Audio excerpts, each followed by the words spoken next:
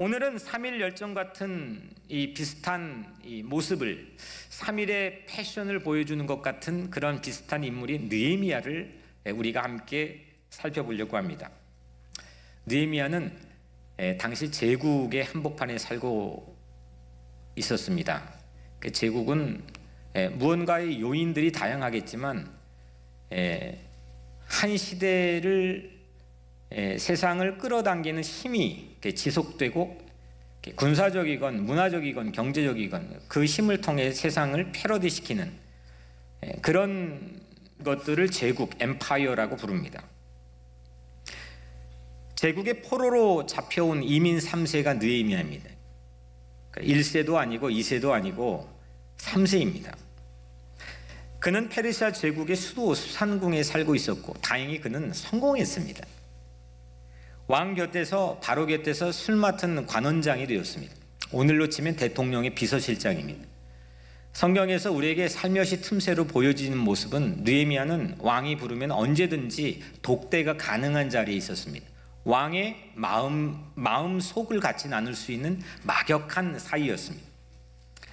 그런데 그는 자기가 사는 수산궁에서 1700km나 떨어져 있는 자기의 조국 예루살렘에 허물어지고 불탄 채 140년이나 방치되어 있는 예루살렘에 무너진 성벽 이야기를 듣게 됩니다. 그리고 우리 1장에서 보면 그는 이 소식을 듣고 4가지 반응을 보였죠. 앉아서 울었습니다. 슬퍼했습니다. 금식했습니다. 기도했습니다. 왕에게 성벽을 복원하기 위해서 오늘 말씀에는 왕에게 성벽을 복원하기 위해서 나를 보내주십시오 라고 청을 하게 되고 결국 왕은 그걸 허락하게 되죠.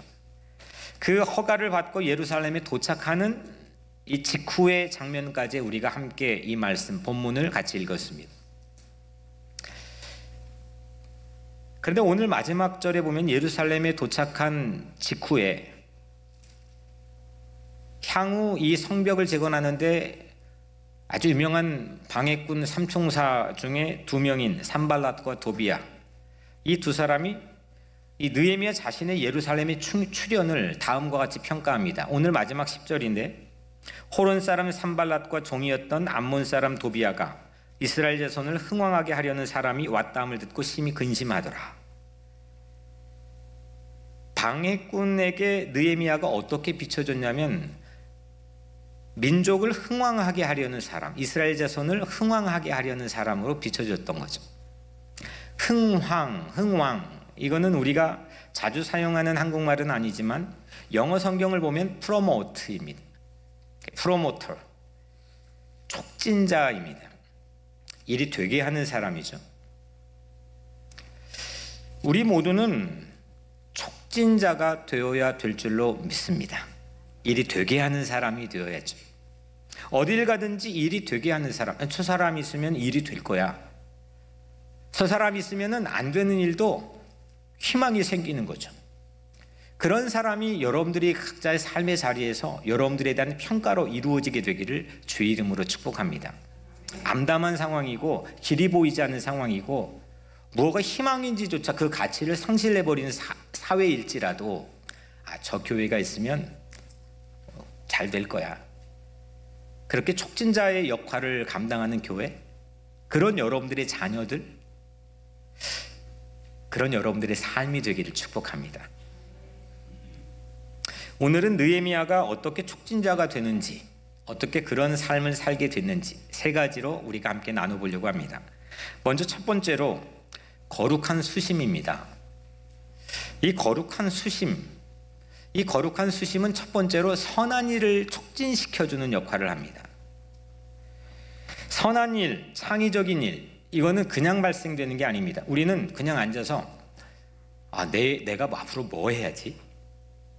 내 비전이 뭐지? 사람들이 다 관심을 갖습니다. 우리는 어떻게 의미 있는 삶을 살지?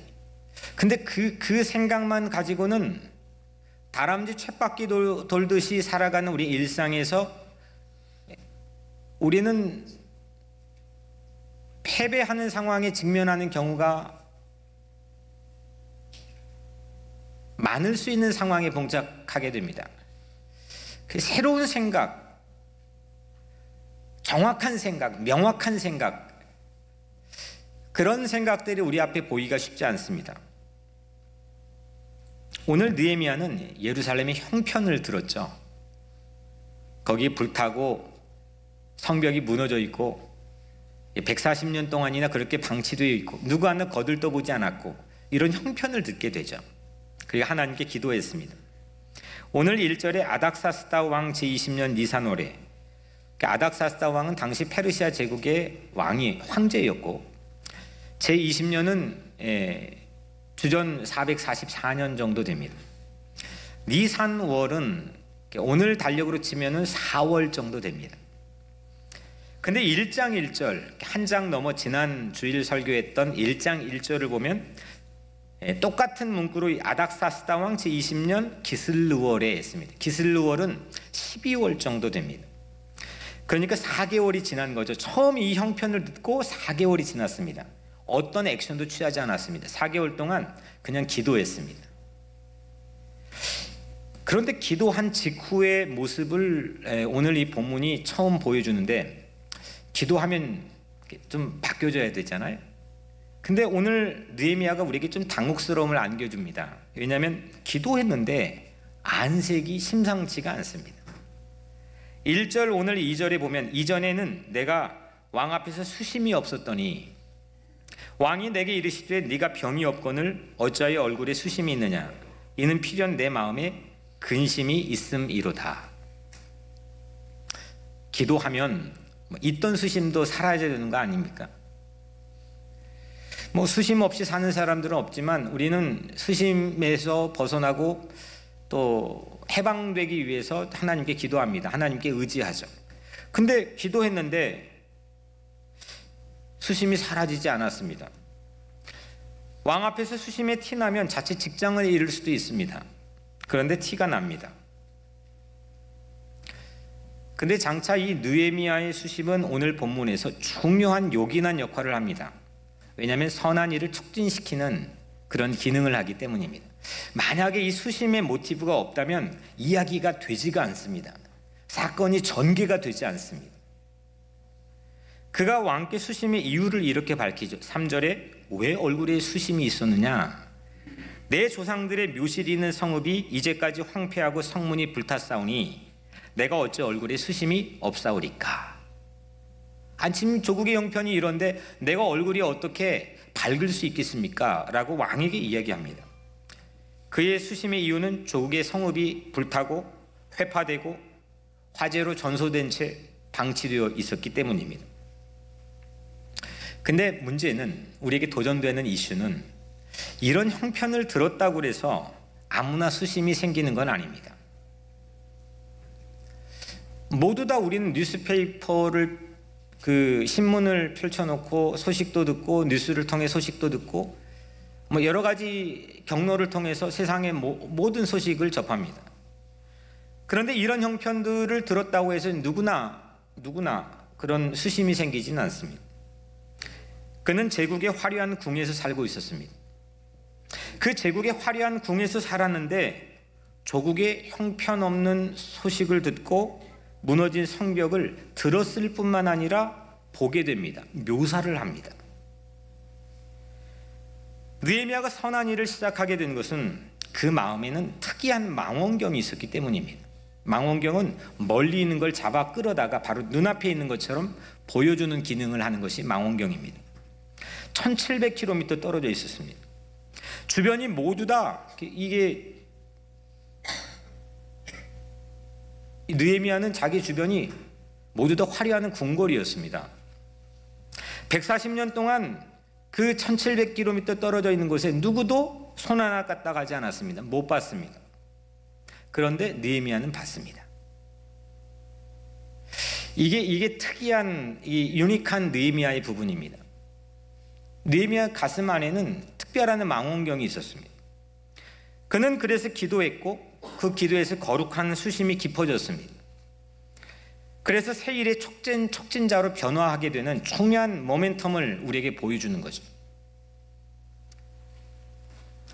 지난주에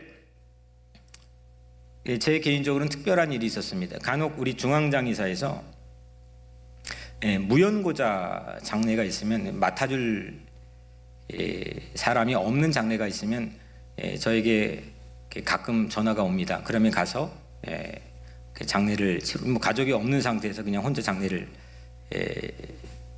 시신과 저가 같이 치르는 거죠. 근데 이번에 그런 셈 치고 전혀 사정을 알지 못한 채 갔습니다. 근데 가족이 있었습니다. 부모가 있었습니다. 젊은 남자 형제였습니다. 자세한 얘기는 제가 말씀드리지는 않겠지만 여러분들이 신문 일면 기사를 통해서 2월 중순경에 아마 봤던 사건인데, 그 사건으로 인해서 별세한 형제였습니다. 근데 이 부모님이 제가 오기까지 뷰잉을 안 한 겁니다. 처음 대면하는 겁니다. 제가 목회하면서 가장 정말 서기 힘든 순간이, 자녀가 아프거나 자녀를 먼저 하늘나라로 보낸 그 곁에 서는 부모의 모습입니다.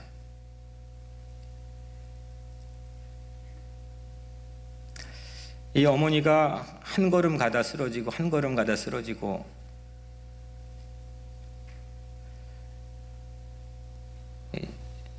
차마 볼 수 없는 정도가 아니라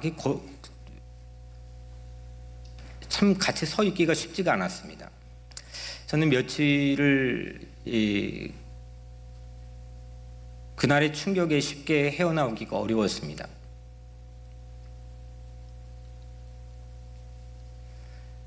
그분이 그 다음날 전화가, 아버지가 왔습니다. 나 좀 살려달라고 했습니다.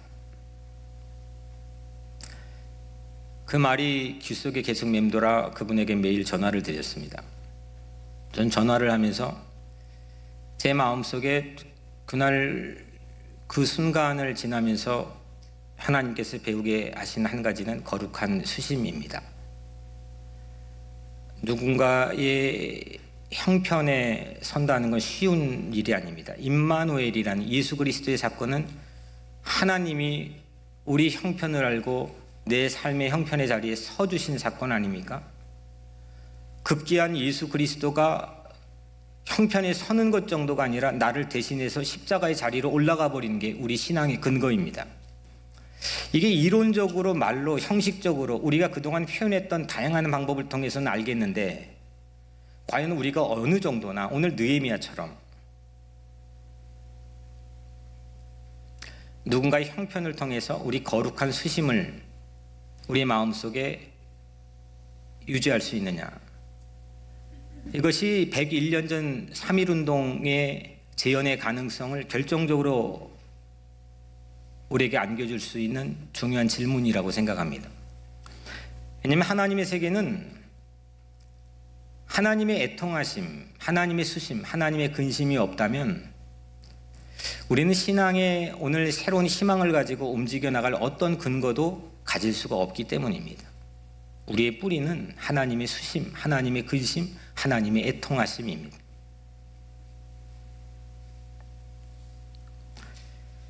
여전히 문제는 경제야라고 하는 이 묘한 도전 속에 살아가는 우리들이지만, 그 틈새로 하나님께 주시고 예비하시는 희망의 빛을 오늘 우리는 우리 가슴으로 받아서 이 땅에 어떤 곳에 하나님의 빛을 비춰줘야 되는 건가, 이거를 우리는 함께 나누고 기도하고 이 공동체가 함께 주님 앞에 씨름해야 될 중요한 이슈라고 생각합니다. 예수님도 수심을 보인 적이 있죠. 누가복음 19장 41절, 예수님이 십자가에 달려 돌아가시기 즈음에 예루살렘에 들어가셨습니다. 그 성에 들어가기 직전에 감람산 언덕에서 한눈에 예루살렘의 성이 보입니다. 그때 가까이 오사 성을 보시고 우시며 예수님이 그 멀쩡한 성을 보고 눈물을 흘리셨다고 성경은 우리에게 보도하고 있습니다. 예수님이 이어서 말씀하시죠. 너희가 이 성전을 헐라. 내가 사흘 동안에 일으키리라. 느헤미야는 성벽을 세우려고 했습니다. 세우려고 자기의 삶의 안락한 자리를 박차고 나갔습니다. 근데 예수님께서 그 성벽을 헐라 이렇게 말씀합니다. 사흘 동안에 일으키겠다. 46년 동안이나 걸려 건축되고 있는, 아직 완공도 안 되고 헤롯 대왕의 민심을 얻기 위해서 어마어마한 큰 프로젝트로 진행하고 있는 건축 사업이었습니다. 그거 헐어버려라. 3일 만에 재건하겠다. 이 말씀의 본의를 예수님께서 말씀하죠. 이거는 나의 자기 육체를 가리켜 하신 말씀이라 했습니다. 예수님이 장차 십자가에 자신의 죽음을 내어주고 자기의 모든 몸을 헐어버리고 그리고 다시 부활하시고 다시 살아나시고 다시 세상을 재건하시겠다고 하는 예수님의 말씀인 거죠. 결국은 물리적인 장벽을 말하는 게 아닙니다. 물리적인 성벽을 이야기하는 게 아니죠. 영적 성벽이 무너진 것을 예수님께서는 말씀하고 있는 겁니다. 그 영적 성벽이 무너져 있는 것을 향해 거룩한 수심이 필요합니다. 거룩한 수심은 거룩한 일을 촉진하게 합니다. 멋있는 일, 창의적인 일을 만들어내는 출발 지점은 이 거룩한 수심입니다. 거룩한 수심이 없이 근사하고 내 삶에 가치 있고 의미 있는, 하나님이 기뻐하시는 새로운 비전을 갖는 것은 요원한 일입니다. 느헤미야는 4개월 동안 울고 애통해하고 금식하고 기도했습니다. 그 수심이 얼굴에 보여졌습니다. 티가 났습니다. 숨길 수가 없었습니다. 느헤미야의 수심은 기도하는 자의 신앙적인 애통이었죠. 이런 수심이 촉진자를 세워주는 겁니다. 오늘 우리 각자의 삶에 촉진자로 우리 각자의 삶이 새롭게 이 여명의 빛으로 살아가기 위해서는 오늘 우리 마음속에 하나님이 주시는 거룩한 수심이 있기를 주의 이름으로 축복합니다. 두 번째로, 믿음은 수심을 넘어서도록 촉진합니다. 수심, 근심, 이게 가지고 있는 긍정적인 포지티브한 그 펑션을 우리가 함께 살펴봤는데, 수심이 우리 마음속에 너무 오래 있으면 안 됩니다. 수심은 누구에게나 찾아옵니다. 안 찾아오는 사람이 없습니다. 예수님께서도 말씀했습니다. 무엇을 입을까, 먹을까, 마실까, 이 이슈는 누구에게나 찾아옵니다. 이로 인한 수심에 우리는 그런데 너무 오랫동안 머물러 있어서는 안 됩니다. 그 수심을 넘어가게 하는 것이 믿음입니다. 아멘? 왕이 물었죠. 그러면 야, 네가 얼굴에 안색이 그런데 그러면 네가 무엇을 원하느냐 물었습니다. 이때 느헤미야의 반응을 보십시오. 4절에 내가 곧 하늘의 하나님께 묵도하고 했습니다. 내가 하늘의 하나님께 묵도하고. 아니, 왕이 야, 너 소원이 뭐야? 그렇게 안 좋은데 뭐 들어주면 돼? 이렇게 물었는데 느헤미야가 그러면 이거요 라고, 내가 그 4개월 동안 기도했으니까 이렇게 절호의 찬스를 주셨구나 하고 대답하면 그만입니다. 그런데 느헤미야가 뜻밖의 반응을 보여줍니다. 내가 곧 하늘의 하나님께 묵도하고. 4개월 전 1장의 느헤미야는 왕을 찾기 전에 하늘의 하나님을 찾았습니다. 형편 소식 듣고 왕에게 찾아가면 됩니다. 비서실장입니다. 막역한 사이입니다. 손을 뻗으면 됩니다. 가장 기묘한 찬스입니다. 내가 지금까지 살아오고 노력하고 참고 인내하고 이 순간을 위함이었구나 라고 영적으로 해석하면 됩니다. 그런데 그는 왕을 찾아가지 않았습니다. 하나님께 4개월 동안 기도했습니다. 기도의 전문을 1장에 실어놓았죠. 근데 오늘은 왕 앞에 섰습니다. 황제 앞에 선 겁니다. 황제가 물었습니다. 야, 네 소원이 뭐야? 너 왜 힘들어? 물었습니다. 그런데 그는 왕 앞에서조차도 하늘의 하나님께 먼저 기도했습니다. 묵도했습니다. 묵도라고 하는 건 침묵 기도죠. 유대인들에게는 사실 침묵 기도가 기도의 방법으로 존재하지 않았습니다. 그들은 말씀을 외워가지고 유대인들 보면 입을 막 뭐라고 하면서 기도하잖아요. 뭔가를 내뱉으면서 기도합니다. 그런데 이 바벨론 포로 귀환한 직후부터는 기도하는 새로운 옵션이 생겨났습니다. 이게 침묵 기도입니다. 이 엄청난 암흑의 시대를 지낸 다음에 그들의 내성이 생겼습니다. 바벨론 포로 지난 다음에 유대인들에게 크게 변화된 두 가지가 있는데, 하나는 없던 회당의 문화가 생겼습니다. 디아스포라로 다 흩어졌는데 예루살렘 성전은 하나고 무너졌고 회파되었습니다. 그들이 있는 곳곳의 마을마다 시나고그 회당을 만들었습니다. 두 번째가 침묵기도입니다. 그들은 어떤 어려운 상황이 있어도 내성으로, 마음으로, 속으로 하나님께 기도했습니다. 버텼습니다.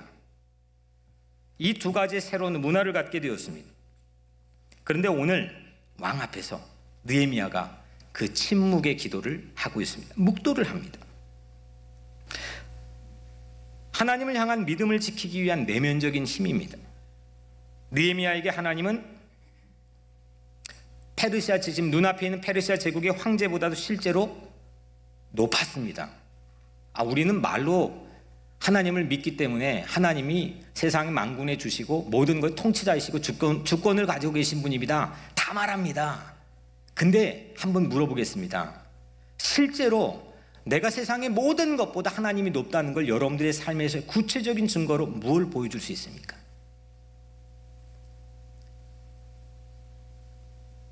실제 우리는 제국의 황제 정도가 아니라 할지라도 직장 상사와 하나님 사이에서, 경제 문제와 하나님 사이에서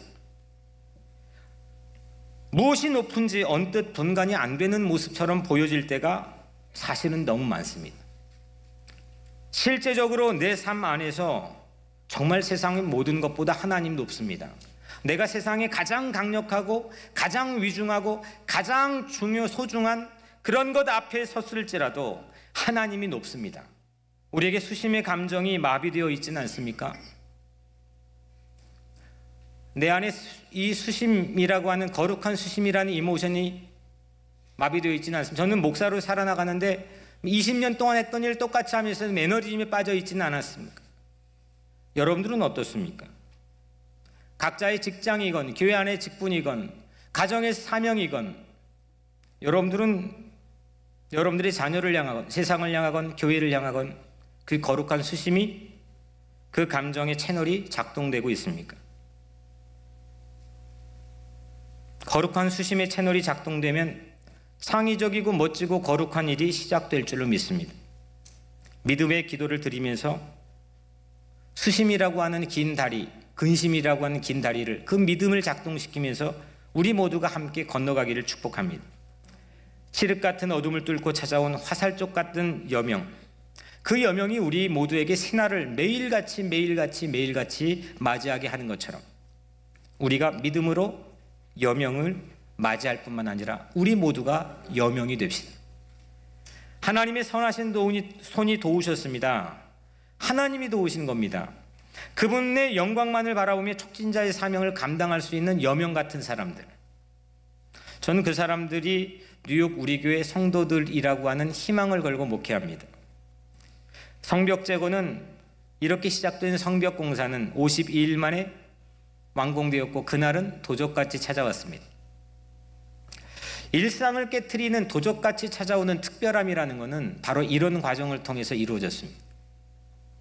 사랑하는 여러분, 3일의 기상은 흥왕하게 하는 촉진자의 삶으로 우리를 인도합니다. 하나님께서 우리의 성벽이 되어주실 것을 믿기 때문입니다. 성벽은 백성을 보호하는, 사람을 보호하는 기능을 하지만 우리의 마음의 성벽은 우리 각자의 영혼을 보호합니다.